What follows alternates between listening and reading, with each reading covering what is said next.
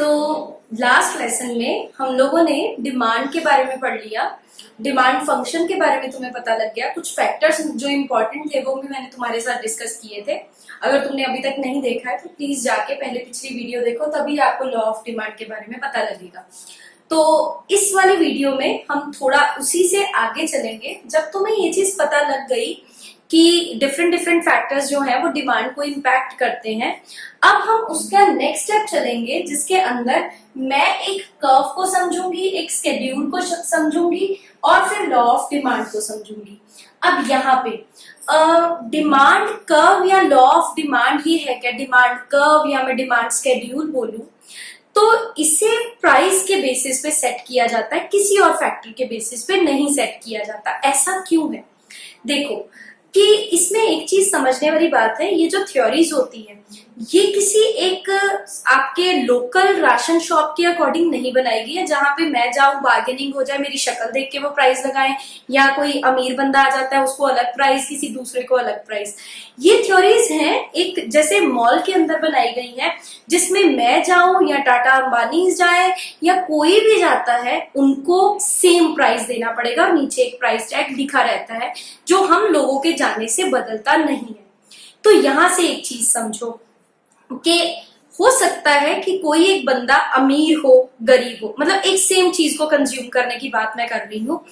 हो सकता है कि वो बंदा अमीर हो गरीब हो, पता नहीं उसका वो चीज खाने का टेस्ट है नहीं है, या मैं ये बोलूं कि उसके लिए मेरे लिए पिज्जा के साथ कोक जो है वो एक कॉम्प्लीमेंट्री चीज बनती है, बट किसी और को लगता है कि जब भी पिज्जा ऑर्डर करो इसके साथ गार्लिक ब्रेड तो आनी ही चाहिए। या कोई एक ऐसा बंदा भी हो सकता है पिज्जा तो उसकी चॉइस में है ही नहीं। तो ऐसे क्या होता है कि अलग अलग बंदों की अलग अलग चॉइसेस होती हैं, तो उनके लिए सब्स्टिट्यूट्स अलग, कॉम्प्लीमेंट्री चीजें अलग। पर एक जो चीज सबके लिए सेम रहेगी वो रहेगा प्राइस। ना एक अमीर के लिए वो बदलेगा, ना ही एक गरीब के लिए बदलेगा। हाँ, गरीब की पॉकेट छोटी हो सकती है, अमीर की पॉकेट बड़ी हो सकती है, that is a different thing, that is a different factor जो सबके लिए अलग हो सकता है। बट एक जो चीज सबके लिए कॉमन रहेगी वो है प्राइस ऑफ द प्रोडक्ट, और उसी प्रोडक्ट के प्राइस ऑफ अ प्रोडक्ट, और उसी के अकॉर्डिंग हम बनाते हैं डिमांड कर्व को, डिमांड स्केड्यूल को, और फिर हम लॉ ऑफ डिमांड को भी पढ़ते हैं। तो पिछली वीडियो में मैंने तुम्हें एक चीज बताई थी कि अगर मैं सिर्फ प्राइस ऑफ प्रोडक्ट लेके चलूं, मैं माइक्रो इकोनॉमिक्स की बात कर रही हूं, I will keep all other factors constant.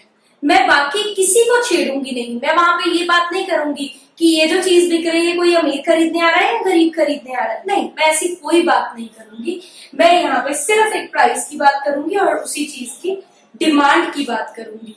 तो इन दैट केस, और यहाँ पे जब भी मैं बात करूंगी प्राइस ऑफ प्रोडक्ट की, तो मैंने तुम्हें लास्ट टाइम बताया था कि जैसे ही कोई चीज महंगी हो जाती है, उसका प्राइस बढ़ जाएगा तो उसकी डिमांड डिक्रीज हो जाएगी।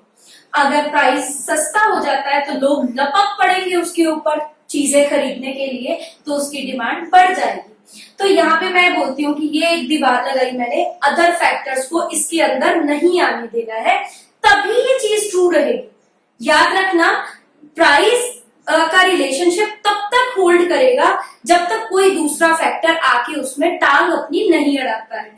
अगर जैसे हमारे हरेक के घरों में आदत होती है ना किसी एक बंदे की जरूर कि हरेक के काम में जाके टांग अड़ाने वाला, वो इस लॉ को बिगाड़ देगा, ठीक है? तो हमें वो वैसा नहीं करना है। सिर्फ इसे हम बोलेंगे, इसे एक ये भी सिट्रस पेरिबस भी बोला जाता है, या इसे हम बोलते हैं अदर थिंग्स रिमेनिंग कांस्टेंट। याद रखना, अगर आप ये चीज नहीं लिखते हो या अगर आप ये चीज को अपने दिमाग में अदर थिंग्स रिमेनिंग कांस्टेंट, अगर आप ये चीज नहीं रखते हो अपने दिमाग में, तो ये चीज इसको गलत कर देगी, ठीक है? अब बात करते हैं कि इसी रिलेशनशिप को, मैंने बोला प्राइस बढ़े डिमांड कम हो जाए, इस चीज को इकोनॉमिक्स में शो करने के लिए हमारे पास दो तरीके हैं। दो तरीके कौन कौन से हैं? एक है कि मैं उसको सिर्फ एक टेबल की हेल्प से एक्सप्लेन करूं, टेबुलर प्रेजेंटेशन दूं, तो उसे मैं बोलूंगी डिमांड स्केड्यूल। और अगर मैं उसको ग्राफ पे बताऊं, डायग्राम बना के बताओ तो उसे मैं बोलूंगी कर्व, डिमांड कर्व। किस किस के रिलेशनशिप को? अगर मैं प्राइस और डिमांड के रिलेशनशिप को एक टेबल की फॉर्म में बताऊं, जैसे कि मैंने ये बोला, एक अजम्पशन मानी, मैंने अजम्पशन का मतलब मैं पहले से बता चुकी हूं। तो मान लिया कि मैं एक पेन लेने गई हूं, प्राइस एक पेन का और एक डिमांड करते हैं उसी पेन की कितनी होगी। अब मैं इसको कैसे शो करती हूँ?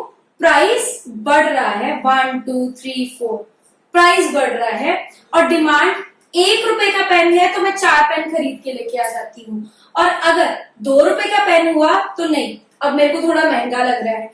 फिर हुआ 3 रुपए का तो 2 पेन, 4 रुपए का हुआ तो मैं एक ही पेन खरीद के लेके आती हूँ। प्राइस बढ़ता जा रहा है तो डिमांड कम होती जा रही है। इसे मैं बोलूंगी डिमांड स्केड्यूल, क्योंकि इसमें सिर्फ मैंने एक टेबल लिया है। ठीक है। इसी के ऑपोजिट अगर मैं इसको एक कर्व में प्रेजेंट करती हूं, अगर मैं इसका एक ग्राफ बनाती हूं, जो आपने 10th तक भी किया होगा या आप अपने लोअर क्लासेस में ग्राफ बनाना तो सीखते ही हो, तो इधर मैं लूंगी डिमांड और इधर मैंने ले लिया प्राइस।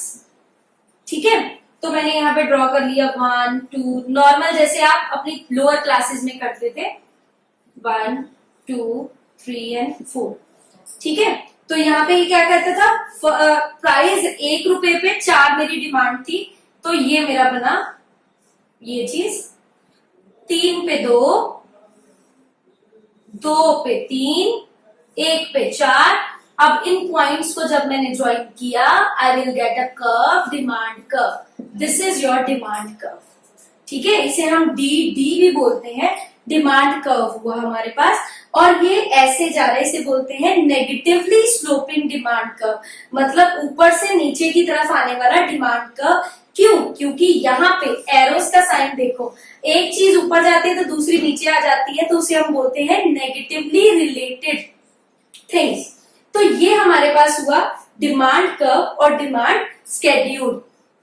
इसी के साथ एक और चीज बताती हूँ कि अगर इस पेन के बारे में मैं सिर्फ मेरे बारे में बात करूं, या आप लोग सिर्फ अपने बारे में बात करो, किसी दूसरे के बारे में बात नहीं करो, तो उसे हम बोलेंगे, और मैं अपनी डिमांड को एक टेबल में लिख दूं, जैसे कि मैंने यहां लिखा है, तो ये होगा individual demand schedule, individual demand curve. Exactly ऐसे हमारे पास हो सकता है मार्केट डिमांड स्केड्यूल और मार्केट डिमांड कर्व। अब ये क्या हुआ, मार्केट डिमांड शेड्यूल और मार्केट डिमांड कर्व क्या हुआ मेरे पास, कि एक ही पेन के लिए प्रोडक्ट एक ही रहेगा, क्योंकि माइक्रो इकोनॉमिक्स है, एक ही पेन के लिए कितने लोगों की डिमांड जो है उसको मैंने लिख लिया। बट दिमाग में एक ही चीज चलेगी कि हर बंदा उसकी इनकम कांस्टेंट है, तो हर बंदे को जो बढ़ता हुआ प्राइस है कम चीजें लेने के लिए ही फोर्स करेगा।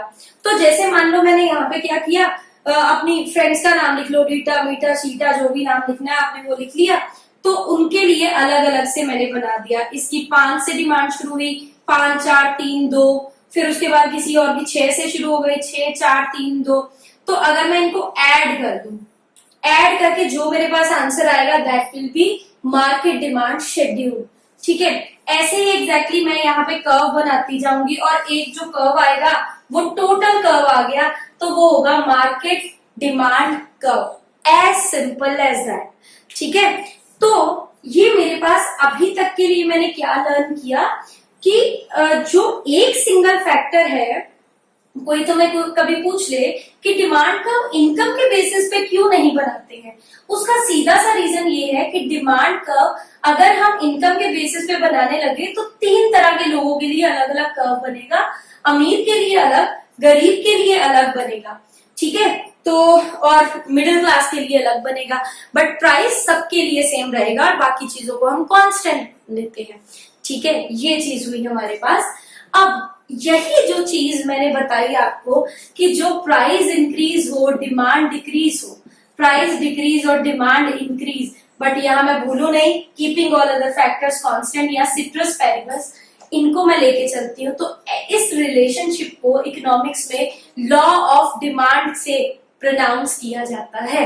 इसे हम लॉ ऑफ डिमांड कहते हैं। ठीक है, तो यहाँ पे लॉ ऑफ डिमांड का जो अभी अभी मैंने आपको इंडिविजुअल डिमांड का शेड्यूल बनाया और कर्व बनाया, वही exactly demand law of demand में भी जाएगा। तो यहाँ पे हम एक्स एक्सिस पे लेंगे डिमांड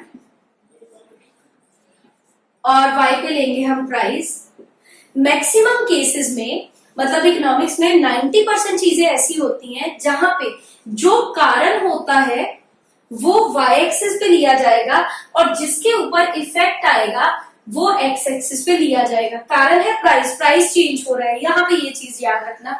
और असर किसके ऊपर पड़ रहा है? डिमांड के ऊपर। तो ये रहा हमारे पास लॉ ऑफ डिमांड, अगर मैं इसको प्रेजेंट करती हूँ इसके बेसिस पे। ठीक है, अब आप अपनी बुक खोलेंगे तो आपको कई सारे इसके रीजंस दिखेंगे। अच्छा, एक और चीज बता दूं, मान के चलो लॉ ऑफ डिमांड ने तुम्हें एक स्टेप दे दी है, सीढ़ी दे दी है, तो सीढ़ी के ऊपर तुम जाओगे। ठीक है, जैसे मान लो मैं यहाँ खड़ी हुई हूँ, ये ओरिजिनली मैं मान के चलती हूँ एम पॉइंट आ गया जिसके ऊपर मैं खड़ी हुई हूँ, तो ये प्राइस होगा और ये होगी demand. Let's say if it is D0 P0 price ने इतनी डिमांड करवाई मार्केट में। अगर मैं इस सीढ़ी के ऊपर जाती हूँ तो मुझे खींच के कौन लेके जाएगा ऊपर? कारण कौन है? प्राइस। तो प्राइस जब मेरे को खींच के ऊपर लेके जाएगा तो प्राइस मेरी मूवमेंट करवाएगा ऊपर, तो मेरी डिमांड कम हो जाएगी क्योंकि प्राइस बड़ा है। मेरे को सीढ़ी पे ऊपर लेके कौन गया? प्राइस। ऊपर गई मैं तो डिमांड नीचे को खिसक गई। तो इससे इस चीज को हम बोलते हैं, रिमेंबर, इसे हम डिक्रीज वर्ड नहीं बोलेंगे। अगेन यहाँ पे इकोनॉमिक्स में इन चीजों में डिफरेंस है। इसे हम बोलेंगे सिकुड़ जाना। ठीक है, ये देखो डिमांड पहले इतनी थी, स्क्वीज कर गई। स्क्वीज कर गई मतलब कॉन्ट्रैक्शन ऑफ डिमांड। ये वाला जो जैसे ही मैं सीढ़ी ऊपर चढ़ी, मूवमेंट अपवर्ड हुई, तो मैंने कॉन्ट्रैक्ट कर दी अपनी डिमांड, कॉन्ट्रैक्शन ऑफ डिमांड। उसी सीढ़ी पे चढ़ने के लिए मुझे अपने आप को स्क्वीज करना पड़ेगा। पतली होंगी तो मैं ऊपर चढ़ूंगी, नहीं तो मैं नीचे गिर जाऊंगी। ठीक है, ओके। तो अभी क्या कर रहे थे हम? पहले तो ऊपर गई मैं तो मेरी डिमांड स्क्वीज हो गई, और अगर मैं नीचे आती हूँ, मतलब अगर मेरी मूवमेंट नीचे को आती है तो मैं फैल जाती हूँ। प्राइस अगर सस्ता हो जाता है तो रायता फैल जाता है ना, मार्केट के अंदर चले जाओ, सेल ऐसे लगती है, लोग एक दूसरे को पीछे कर करके चीजें लेने में लगे होते हैं। एग्जैक्टली वैसे यहाँ पे एक्सपैंड हो जाएगी। Remember, this is expansion of demand. मैं इसको इंक्रीज नहीं बोलूंगी, और इसको मैं इंक्रीज क्यों नहीं बोलूंगी वो मैं आपको अगले लेसन में भी बताऊंगी। तो ये वाली चीज हमारे पास आ गई कि लॉ ऑफ डिमांड के कारण दो तरह की चीजें मूवमेंट होगी। अगर प्राइस खींच के उसको ऊपर ले जाता है सीढ़ी के, तो उसके कारण मेरी डिमांड जो है वो स्क्वीज हो जाएगी। और अगर प्राइस सस्ता हो जाता है, कोई चीज चीप हो जाती है, तो ऑब्वियसली मेरी डिमांड उसको खींच के इधर ले आएगी। ठीक है, तो अब मेरा दिमाग यहाँ पे ये कहता है, हालांकि साइकोलॉजी मेरी यही कह रही है कि अगर कोई चीज सस्ती होती है तो फैल जाओ रायते की तरह, और अगर कोई चीज महंगी हो जाती है तो चुपचाप दुबक के एक नुक्कड़ पे जाके बैठ जाओ। ऐसा क्यों है? अगर उसके पीछे मुझे कुछ रीजन देखने हो, तो सबसे पहला अगर मैं एक रीजन बोलूं कि जो तुम्हें समझ लग सकता है, अगर बिल्कुल तुमने और कुछ नहीं पढ़ा है तो एक चीज सोच के देखो। जब कोई चीज सस्ती हो जाएगी तो मुझे ऐसा लगता है यार मेरी पॉकेट भारी हो रही, पॉकेट में पैसा बच रहा है ना, तो जब पॉकेट में पैसा बच रहा है तो तुम्हारे को खुजली मचती है, जाके इसको मैं खर्च कर देता हूँ। तो इसे हम बोलते हैं इनकम इफेक्ट। इसे अब जैसे रियल इनकम इफेक्ट इसे बोलते हैं, क्योंकि ऐसा नहीं है कि मॉनेटरी वाइज तो तुम्हारे पास तुम मार्केट में 100 रुपया ही लेके एंटर करे हो, बट हुआ क्या, जो चीज तुम्हें कल 10 रुपए की मिल रही थी आज वही चीज तुम्हें 5 रुपए की मिलती है, तो तुम्हारे पास पैसे बच रहे हैं, तो तुम्हें खुजली मचे कि यार इसे भी खर्च करके जाता हूँ। तो इसीलिए प्राइस कम होने पे तुम्हारी पॉकेट थोड़ी भारी होने लगती है और तुम ज्यादा खरीद के आ जाते हो। इसी के ऑपोजिट, अगर कोई चीज महंगी होती है तो तुम्हें क्या चीज लगती है कि यार अगर महंगी हो गई है और वो मेरी पॉकेट में तो पैसे बच नहीं रहे हैं, तो ऐसा करता हूँ आज कम खरीद के ले जाता हूँ, कल क्या पता फिर से प्राइस इसका कम हो जाए, ठीक है। तो इसीलिए इसे हम बोलते हैं इनकम इफेक्ट, जिसके कारण मेरी लॉ ऑफ डिमांड जो है वर्क करना शुरू करता है। फिर एक और रीजन रहता है, जैसे अगर कोई चीज का प्राइस जो है वो सस्ता हो जाता है, कोई चीज मुझे चीप लगने लग जाती है, तो मेरे को ऐसा लगता है कि अगर इसके साथ रिलेटेड 4 चीजें हैं, अरे भाई वो तो महंगी लग रही है इसके सामने। जैसे फॉर एग्जाम्पल आप देख के सोच के देखना कि जब जियो मार्केट के अंदर एंटर किया था, उसने फ्री में एंटर किया था मार्केट के अंदर, हम ना चाहते हुए भी एयरटेल को उसने मात दे दी, आइडिया को उसने मात दे दी, तो हमने क्या करना शुरू किया, एक जियो का नया फोन ही खरीदना शुरू कर दिया, या फिर 4G अपना सिम करवाना शुरू कर दिया, या फ्री में हम उसको यूज करने लग गए, ठीक है, क्योंकि वो चीप था। इनफैक्ट जब उसने हमें चार्ज करना भी शुरू किया, तब भी आज तक भी हम जियो यूज कर रहे हैं, क्योंकि हमें ये चीज लगती है कि उसके मुकाबले दूसरी चीजें जो है वो महंगी है, ठीक है। रिलेटेड गुड्स, जियो का रिलेटेड गुड क्या हुआ, मतलब अगर मैं सब्सिट्यूट की बात करूं तो जियो का सब्सिट्यूट एयरटेल हो गया, आइडिया हो गया, उसी की टेलीकॉम कंपनीज हो गई। और अगर मैं उसका कॉम्प्लीमेंट्री बात करूं तो जियो का सिम मेरे लिए अकेला काम नहीं करेगा, I must need a phone, ठीक है, तो उसके साथ में मुझे फोन भी चाहिए, तो उसने साथ में फोन भी निकाल दिए। तो ये भी चीज मेरे लिए वर्क करती है, सस्ती चीज है तो मैं बाकियों को छोड़ देती हूँ, उसी की रिलेटेड गुड्स को छोड़ देती हूँ जो मतलब नेगेटिवली उसको इम्पैक्ट करती है, तो इसी को ज्यादा ले लेती हूँ। एक और चीज होती है कि आप जब भी कोई चीज ज्यादा खाना चाहते हो, जैसे मान लो कि मैंने एक आम खाया तो मुझे अच्छा लगा, और अब मैं चाहती हूँ, मेरा मन नहीं कर रहा है कि मैं दूसरा खाऊं, बट जैसे ही वो सस्ता हो रहा है तो मैं कहती हूँ कि अगर मैं दूसरा खाऊंगी तो सस्ता हुआ तो खा लूंगी, नहीं तो वही नहीं खाऊंगी। तीसरा मैं तब खाऊंगी अगर यार और सस्ता होता तो मैं खा लूंगी, पेट भले मैं खराब कर लूं। जैसे मान लो कि अगर आपको पानी पूरी खानी है तो पानी पूरी खाने के लिए आप मार्केट चले जाते हो, कोई आपको कंपटीशन लड़वा रहे, ठीक है, फ्री में खिला रहा है, तो फिर तो भले आप 2 दिन तक टॉयलेट से बाहर ना निकलो, खा के निकलोगे वो चीजें, है ना। तो इसका मतलब क्या है, जब भी हमारे को एक, हम कहते हैं कि मेरी सेटिस्फेक्शन तब बढ़ जाएगी जब मैं इसको सस्ते में खाऊंगी, तो that is a diminishing marginal utility का केस, ठीक है। एट द सेम टाइम कई नई पॉपुलेशन उसमें ऐड हो जाती है, कहने का मतलब ये है कि मार्केट का साइज बड़ा हो जाता है। ऑब्वियसली अगर कोई चीज सस्ती होती है तो कई ऐसे लोग थे जो पहले उसको खरीद नहीं पा रहे थे चीज को, बट अब सस्ती हुई तो उसको खरीदना शुरू कर दिया। जैसे पहले क्या होता था, फोन रखना अपने आप में एक बहुत रेलिश चीज मानी जाती थी, बट धीरे धीरे हुआ क्या, लोगों ने वो सस्ते होने लग गए, तो अब तो लोगों के पास चाइनीज फोन जो है, जो कि अब हमें नहीं यूज करने चाहिए, बट स्टिल चाइनीज फोन लोग अपनी पॉकेट में ऐसे रखते हैं, 2-2 3-3 फोन, एक रिक्शे वाला भी 3 फोन लेके चल रहा होता है, ठीक है, इधर से उधर से। तो इस तरह से कोई भी चीज जो होती है कि पॉपुलेशन का साइज जो है आपकी प्रोडक्ट के लिए बढ़ रहा है या कम हो रहा है, इसलिए भी आपका जो लॉ ऑफ डिमांड है वो वर्क करता है, ठीक है। तो इस वाले वीडियो में हमने क्या लर्न किया, लॉ ऑफ डिमांड क्या है, demand curve, schedule, individual and market demand curve क्या है, ठीक है। अब नेक्स्ट वीडियो में हम अलग अलग तरह के चेंजेस पढ़ेंगे इसी में, तो डिमांड के लिए अच्छे से जुड़े रहिए इसी वाले